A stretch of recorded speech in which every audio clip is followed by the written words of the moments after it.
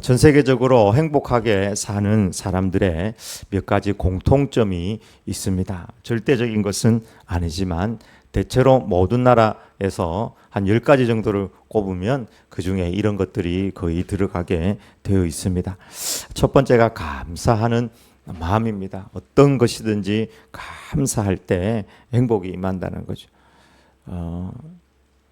행복은 조건이 아니고 주어진 환경 안에서 진실로 감사할 때 그 안에서 행복이 임한다는 거예요. 그 다음에 긍정의 관점, 긍정의 마음을 가지는 거예요. 불평하는 사람은 처음부터 끝까지 불평하다가 가는 거예요. 그래 감사하고 항상 긍정적이고 밝은 마음, look on the bright side.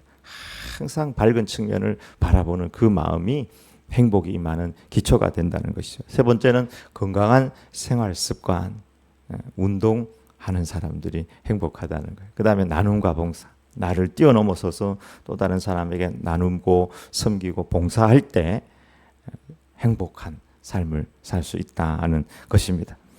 특별히 세 번째 건강한 생활 습관. 이 건강한 생활 습관은 우리 삶의 어떤 행복의 기본이 될 것입니다. 신방 가서 성도님들에게 기도 제목이 무엇입니까? 갑자기 이렇게 물으면 전혀 이제 기도 제목을 생각하고 있지 않다가도 항상 내놓는 기도 제목이 저거예요.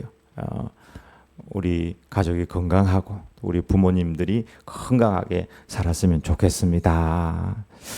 이런 기도 제목을 내놓습니다. 하나님은 우리가 건강하게 살기 원하십니다. 주님도 모든 병과 모든 악한 질병을 치료해 주셨고 성령님도 신유의 은사를 허락해 주셔서 치료하시는 일들을 하십니다. 오늘 본문에 히스기야 왕이 죽을 병에 걸렸습니다. 어떤 병에 걸렸을까?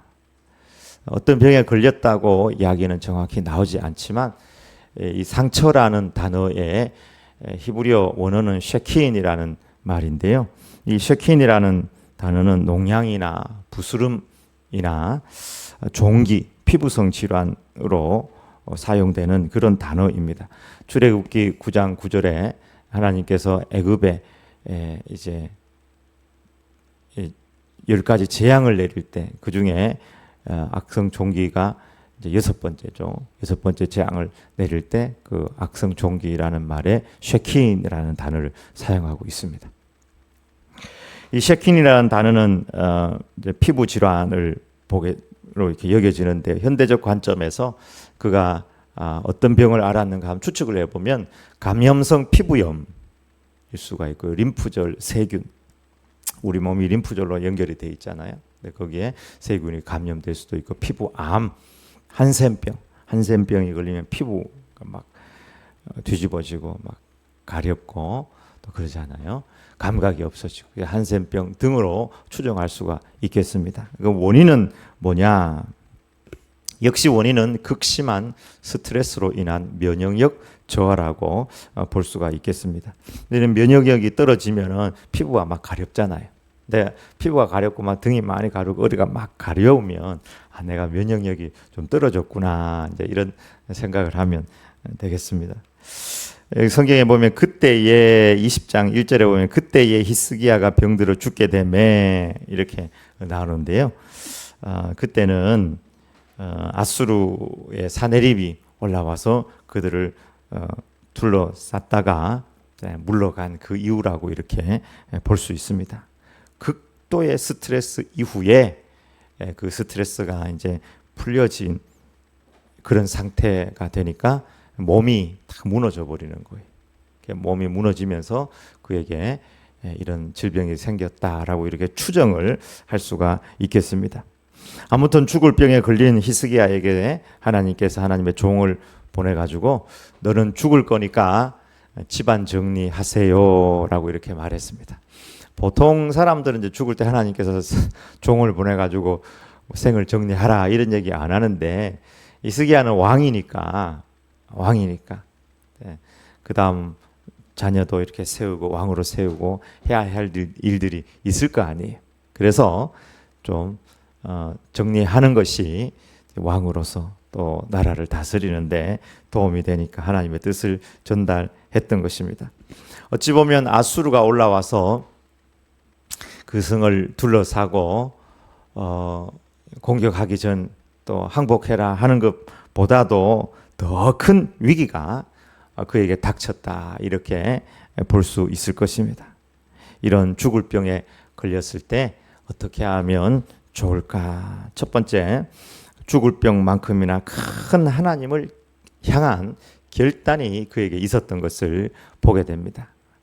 2절 3절입니다. 읽어보겠습니다. 히스기야가 낯을 벽으로 향하고 여호와께 기도하여 이르되 여호와여 구하오니 내가 진실과 전심으로 주 앞에 행하며 주께서 보시기에 선하게 행한 것을 기억하옵소서 하고 히스기야가 심히 통곡하더라.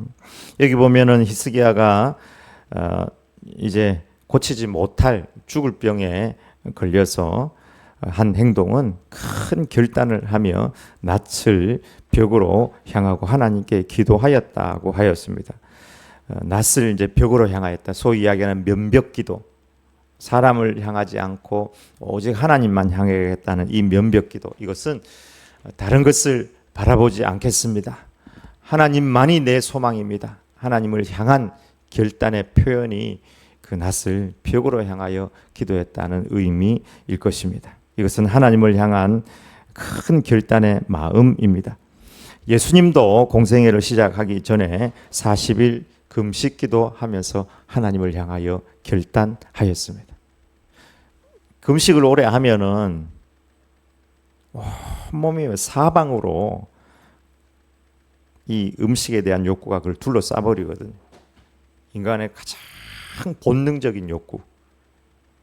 근데 그때 그 모든 것을 끊고 오직 하나님만 바라보는 그 금식기도, 이 40일의 금식기도는 하나님을 향한 예수님의 결단이라고 볼 수 있습니다. 사도 바울도 마음에 서운한 것이 있어서 삭발을 한 적이 있었습니다. 사도 바울이 이렇게 빡빡 밀었어요. 머리를 칼로 이렇게 탁 밀고 서원하고. 요즘에도 어떤 일을 이렇게 결단을 하면 머리를 밀고 이렇게 하는 경우가 있지 않습니까? 이 하나님을 향한 결단입니다. 결단에는 두 가지 종류가 있다고 생각을 합니다. 하나는 사람을 향한 결단, 내가 하는 결단, 나를 향한 결단. 하나는 하나님을 향한 결단입니다. 둘 다 긍정적인 면이 있지만 후자, 즉 하나님을 향한 결단은 하나님만을 앙망함으로 하나님의 역사를 일으키는 결과가 오게 됩니다. 죽을 병 앞에서는 권력도 물질도 세상 의술도 인맥도 아무런 소용이 없었습니다. 너의 죽을 날이 이제 가까웠으니까 집안 정리해라 하는 이 말에 히스기야는 아직 하나님을 향해서 나아갔습니다. 히스기야는 하나님을 향하여 결단하였습니다. 그리고 지난 삶을 돌아보면서 지난 삶에 자기가 잘한 일들이 있어요. 히스기야가 하나님, 내가 진실과 성실로 하나님 앞에서 행한 것들을 기억하고 나를 긍휼히 여겨 주십시오 하면서 막 통곡을 해요. 성경에 보면 심하게 통곡하였다. 엉엉 울었다는 거예요. 여러분 엉엉 울어본 적이 있습니까? 엉엉. 그거는 그냥 울고 싶어서 우는 게 아니라 이 밑에서 이렇게 울음이 팍 터져나는 울음, 그런 거 있어요. 그게 있더라고 진짜로. 여기서부터 울고 싶어서 우는 게 아니라 그냥 뭐 우는 울음. 히스기야가 아직 준비도 안 됐는데 그 극심한 스트레스를 이제 좀 벗고 어떤 일들을 하려고 하는데 죽을 병에 걸려가지고 피부에 악한 것들이 막 일어나고 하나님 앞에 기도하는데 막 통곡이 쏟아지는 거예요. 울면서 기도를 올려드렸습니다. 통곡하며 기도하였을 때 하나님은 하나님의 뜻을 급속하게 변화시키셨습니다.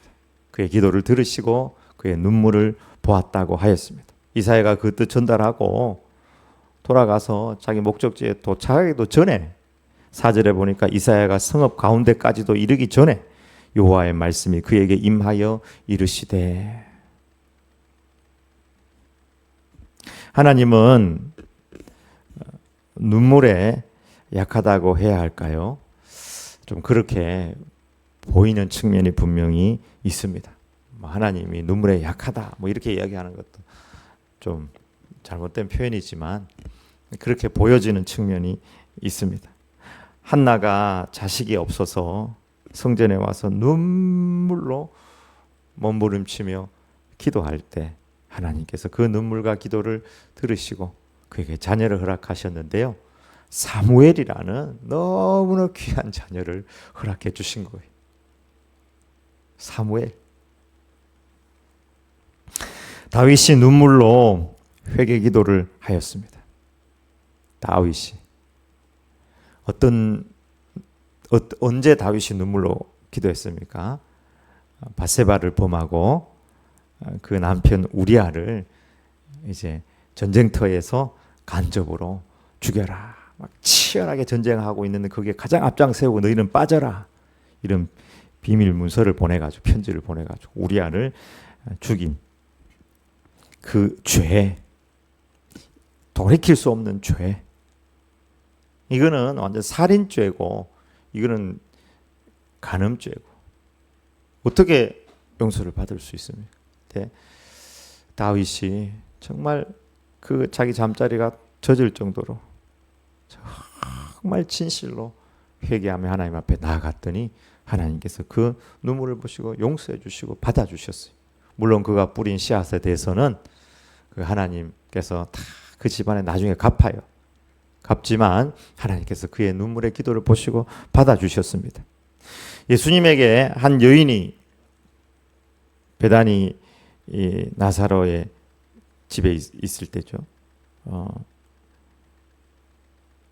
탁 있는데 한 여인이 와가지고 향유옥합을 붓고 그 성경에 보면은 여인이요 눈물로 그 발을 적시면서 예수님을 닦았다고 했어요. 예수님께서 그 눈물 향유옥합을 받으셨어요. 그래서 천국 복음이 전해지는 곳곳에 이 여인이 행한 일도 전해질 거다. 이렇게 하면서 예수님께서 그 마음과 눈물을 받아 주셨습니다. 하나님을 향한 결단은 반드시 나를 초월하신 영이신 하나님의 역사를 일으킵니다. 내가 어떤 일에 결심해가지고 열심히 해야 되겠다 하는 것도 중요하지만 내가 나를 위한 결심이 아니라 하나님을 향한 결단이 필요합니다. 성경에 나오는 많은 사람들 중에 하나님을 향한 결단을 한 사람들이 있었습니다. 첫 번째는 다니엘이죠. 다니엘 1장 8절에 보면 잡혀가가지고 다니엘이 아주 그냥 그 세 친구들 함께 똘똘하고 눈이 막 반짝반짝하고 잘생기고 그랬던 것 같아요. 그래서 이제 이런 애들 키워가지고 이제 신하로 쓰기 위해서. 근데 이제 왕의 진미를 먹이는 거예요. 왕의 음식과 포도주 이런 걸 막 먹이는 거예요. 이것들은 우상에게 바쳐진 거예요. 근데 다니엘이 결단하고 그것으로 자기를 더럽히지 않기 위해서 결단했다고 그랬습니다. 자기는 포로로 잡혀갔는데 그리고는 황관장에게 이야기를 하는 거예요. 이거 먹지 않겠다고. 결단한 것이죠. 결단한 거예요. 그리고 10일 동안 한번 시험해 보십시오. 나는 채식을 하겠습니다. 10일 이후에 육식하고 막 포도주 마신 사람하고 채식하고 하나님 앞에 기도하면서 나아간 다니엘과 다른 사람들하고 비교하니까 너무 차이가 나는 거예요.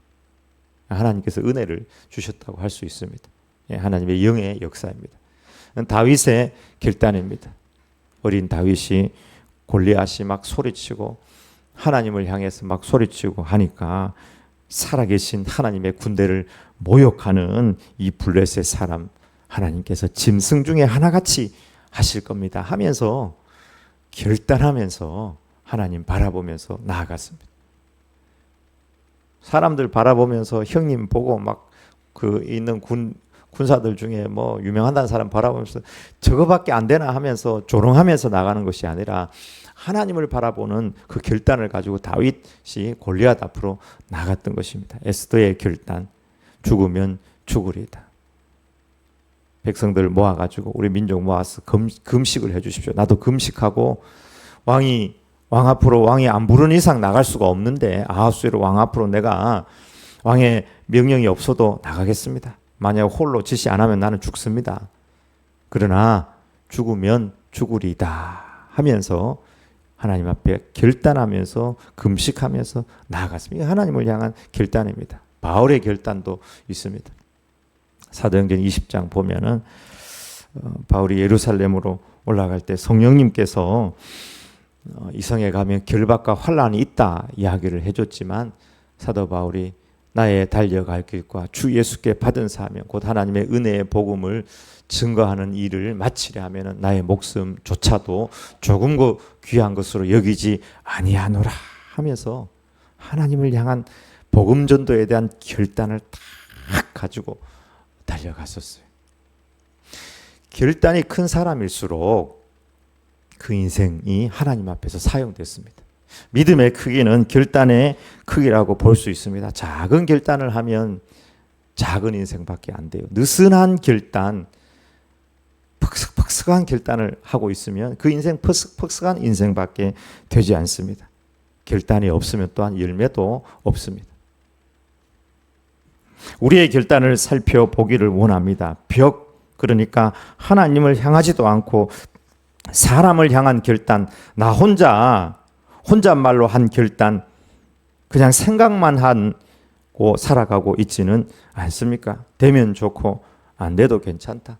아침이 다르고 저녁이 다르고 변면만 하는 인생, 나 자신에 대해서 관대해도 괜찮다 하면서 아무런 결단이 없는 물에 물 탄 듯 술에 술 탄 듯, 우리는 뭐 술을 안 먹으니까 커피에 커피 탄 듯 그런 인생을 살아가고 있지는 않습니까? 앞으로 담배를 끊어야 되겠다. 그러고 보니까 담배를 피고 있어요. 당신 앞으로 담배 끊는다 그랬잖아요. 나 옆으로 담배 피고 있잖아. 앞으로 담배 끊는다 그랬잖아.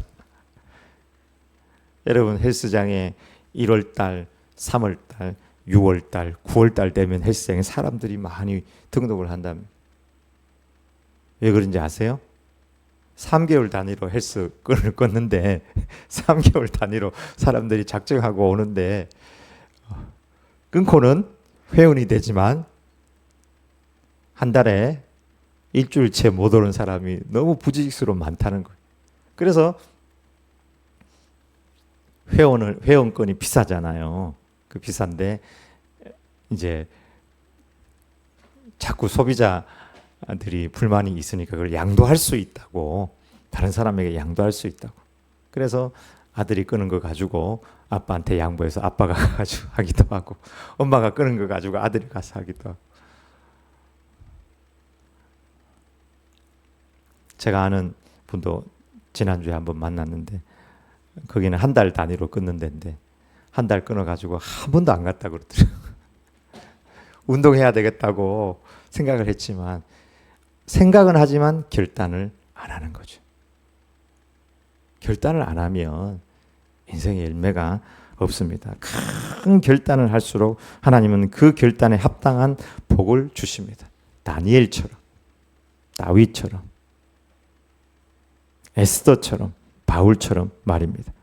우리도 하나님의 말씀 앞에 먼저 결단하기를 원합니다.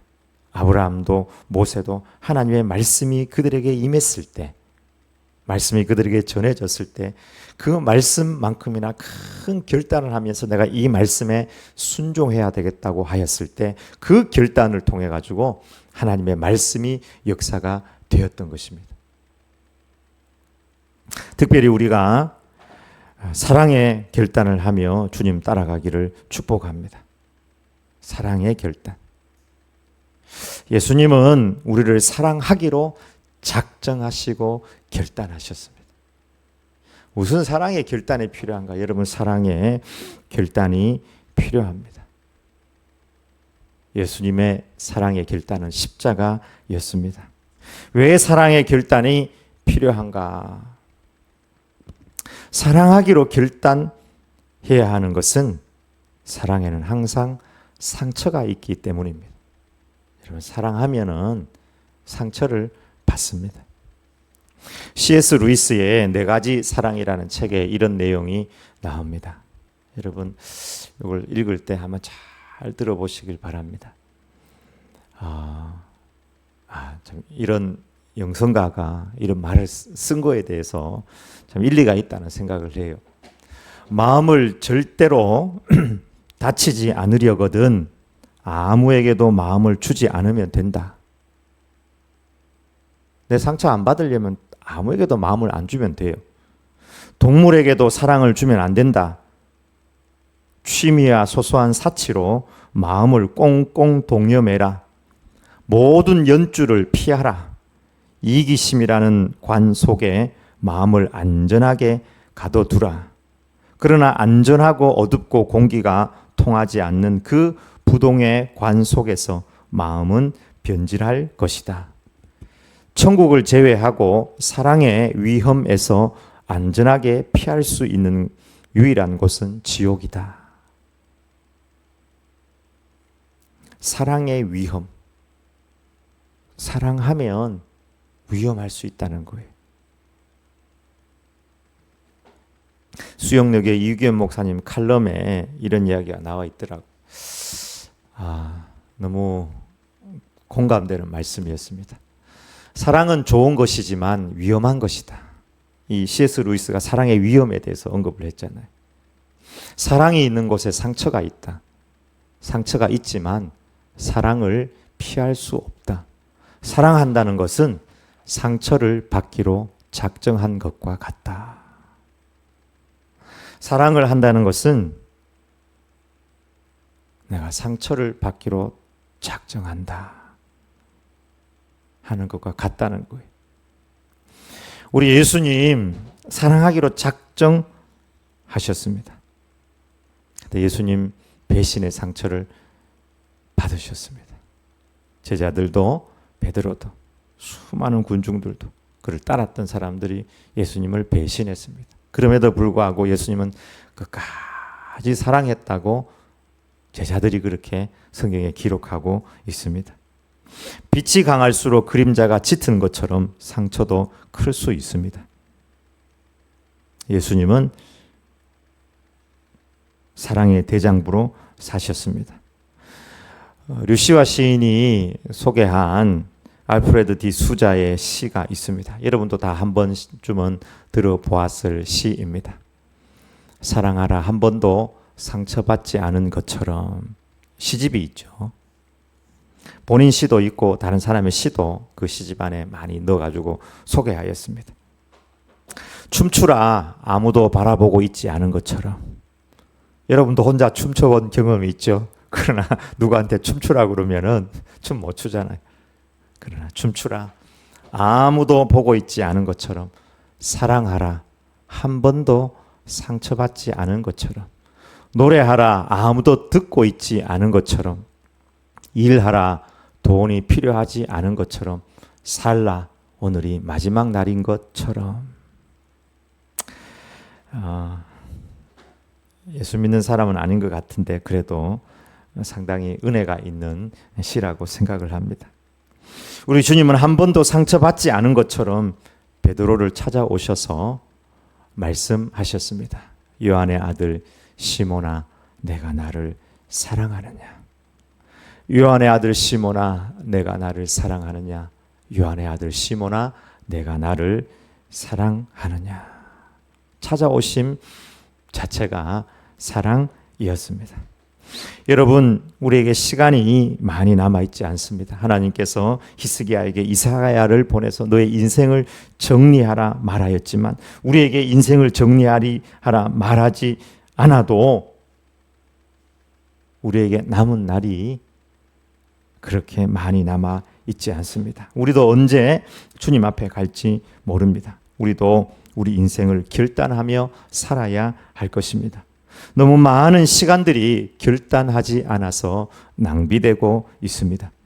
서울시 교육청에 따르면 2021년도 자료에 청소년들이 하루 평균 스마트폰을 하는데 얼마나 사용하느냐 보니까 주로 게임과 동영상을 시청을 하는데 4시간 20분 사용하는 것으로 조사가 되었습니다. 아이들 절제시켜야 되겠죠. 그러나 엄마들은 뭐 하느냐? 같은 2021년도 방통위 조사에 따르니까 한국 여성 평균 드라마 시청 시간이 4시간 30분으로 아이들 스마트 시청 시간보다 10분이 더 길다는 사실이 조사가 되었습니다. 그럼 한국 아빠들은 뭐 하느냐? 그에 못지않게 스마트폰을 하루 3, 4시간씩 하고 있으면 거기에다가 개인 취미 시간에, 취미 활동 시간에 많은 시간을 할애하고 있다고 합니다. 무엇을 결단해야 할지 우리가 성령님의 음성을 듣고 하나님을 향한 결단을 하며 나가기를 원합니다. 사랑을 향한 결단. 하나님, 내가 사랑하며 살겠습니다. 작은 동물이라도 사랑하겠습니다. 나를 미워하는 원수라도 사랑하겠습니다. 주님, 우리에게 영혼을 사랑하고 전도하라 말씀하셨습니다. 땅끝까지 이르러 내 증인이 되어달라고 하셨습니다. 명령이 있고 말씀이 있지만 우리가 결단하지 않으면 그것이 내 것이 될 수 없습니다. 전도를 향한 결단을 하기를 원합니다. 기도를 향한 결단을 하며 주님 따라가기를 원합니다. 잘못된 습관이 있다면 그 잘못된 습관을 끊기로 결단하고 믿음의 제자로 십자가의 길을 따라가는 삶을 살아가는 축복의 삶이 저와 여러분의 삶이 되길 축원합니다. 아멘. 기도하겠습니다.